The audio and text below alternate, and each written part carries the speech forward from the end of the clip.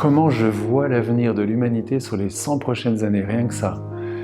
En fait, j'en sais rien du tout. Euh, euh, parce qu'on peut rien prévoir du tout.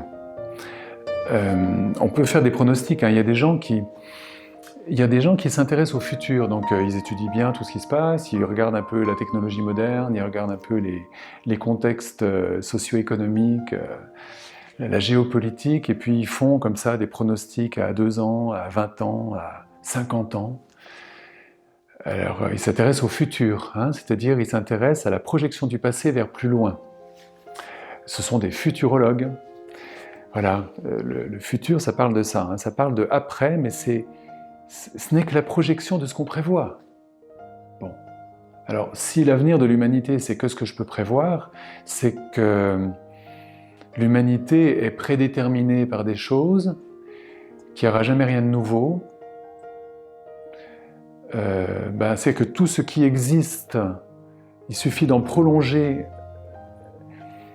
les effets, donc toujours plus de pollution, toujours plus de...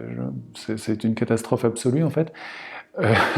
Ce futur de l'humanité, j'aimerais dire, est déplorable, mais ce n'est pas la réalité.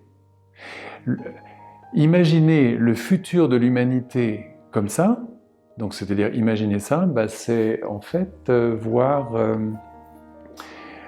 tout sauf l'humanité, c'est voir le décor de l'humanité comme il pourrait se développer si rien de nouveau survient. Or, qu'est-ce qui peut survenir de nouveau si ce n'est à travers l'activité de chacun d'entre nous dans l'humanité? C'est-à-dire que chacun d'entre nous, chaque humain sur Terre, a cette capacité de choix. Je choisis maintenant, et puis c'est à chaque instant, hein, c'est pas un truc définitif, c'est maintenant. Donc je peux choisir maintenant de m'ouvrir à l'autre, de m'ouvrir à ce qui m'entoure, de m'ouvrir à d'autres, et puis dans quelques secondes, dans quelques minutes ou dans quelques heures, j'y arrive plus, puis je recommence. Je peux le choisir. Si je choisis ça, donc ça veut dire, si je choisis de ne pas projeter sur l'autre les peurs, les aversions que j'ai, tout ce qui vient du passé, mais si je peux m'ouvrir à l'autre dans ce que cette rencontre a d'unique, a d'essentiel, alors quelque chose de nouveau peut venir. Et ce que je fais là maintenant de nouveau avec quelqu'un, en juste écoutant ce qu'il dit, en juste essayant de le comprendre, pas d'après ce que je sais, mais d'après ce qui m'est dit là. Cette qualité-là est une qualité de lien qui agissante pour toute l'humanité, parce que à travers l'autre, c'est l'humanité entière que je peux rencontrer comme ça aussi. C'est un lien unique qui parle de l'universel. Donc, dans la mesure où chacun d'entre nous, de toute façon, à chaque instant, avons le choix de faire ça, un avenir de tous les possibles peut être là. Donc quelque chose que l'on ne suppose pas. Avec des crises sans doute, parce que quand l'avenir advient, excusez-moi la redondance, mais quand quelque chose de nouveau advient, alors ça remet en question tout ce qu'on connaît. Et quand ça remet en question tout ce qu'on connaît, ça fait un tremblement. Donc des crises se présentent. Alors ça peut être des crises de toute nature, hein. Des crises existentielles pour la plupart des gens sur Terre, comme des crises très existentielles à travers des crises très concrètes, comme il n'y a plus d'argent, il y a une pollution affreuse, etc. Mais toujours est-il des guerres, toujours est-il que des crises adviennent, et ces crises adviennent, elles s'expliquent depuis le passé, voilà, mais elles adviennent parce que toute l'humanité est en train de se réveiller.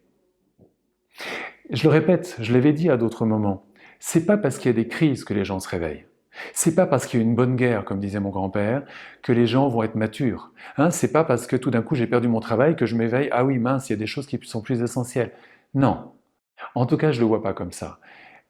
En revanche, c'est sans doute parce que j'ai à devenir acteur de ma vie. Donc, à ne pas simplement réagir à tout ce qui est, mais à pouvoir agir, là, maintenant, à me lier, que je vais rencontrer des crises. Les crises sont le témoignage d'un éveil qui se fait. Alors l'avenir de l'humanité, quand on me demande ça, l'avenir de l'humanité dans la mesure où chacun d'entre nous est amené à, mais depuis longtemps, est amené à découvrir ce lien à l'autre, forcément sera plein de crises, sera plein de guerres, mais ces crises-là